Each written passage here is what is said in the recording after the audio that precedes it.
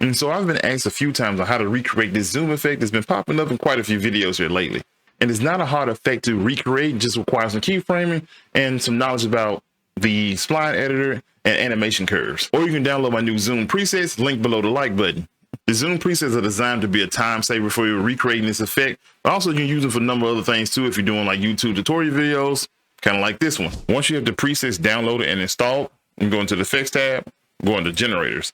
You get this little drop down arrow and you'll see GS effects. Here you'll find the photos for the different effects. Each one is labeled by the animation curve that I use to create the effect. First is continuous, which basically goes out the duration of the clip. You have ease, hit, and quick. With the effect being a generator, you can just grab and drop it above your clip. Davinci Resolve, I almost treat it as a video clip.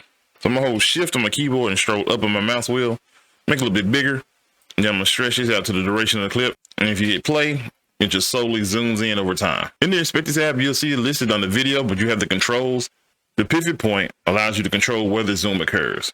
You can move it on the X-axis or the Y-axis. Furthermore, you can go over here to this little drop-down menu, hit this arrow, and then go to Fusion Overlay. You'll see this little green X pop up on your screen.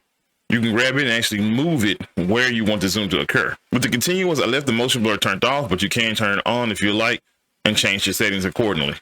Ease allows you to change the animation curve. So to set the none, but you can choose from one of the preset Davinci Resolve animation curves. The zoom scale tells how far you want the zoom to occur.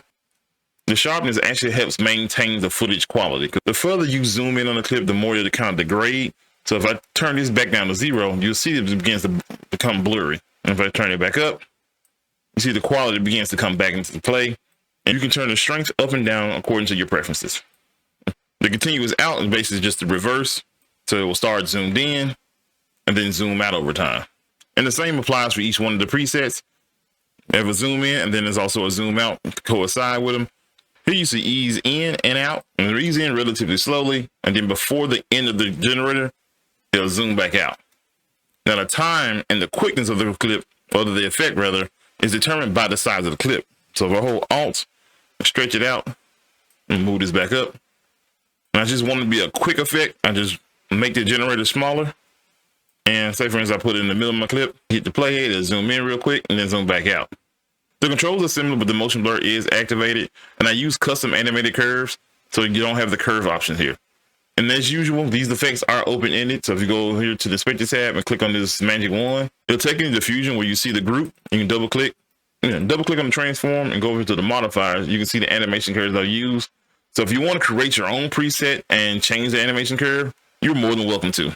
This preset is going to be free for the next 48 hours, so get it while you can. If you like this video, remember to hit the like button, subscribe to the channel for future content, and y'all be easy into the next video.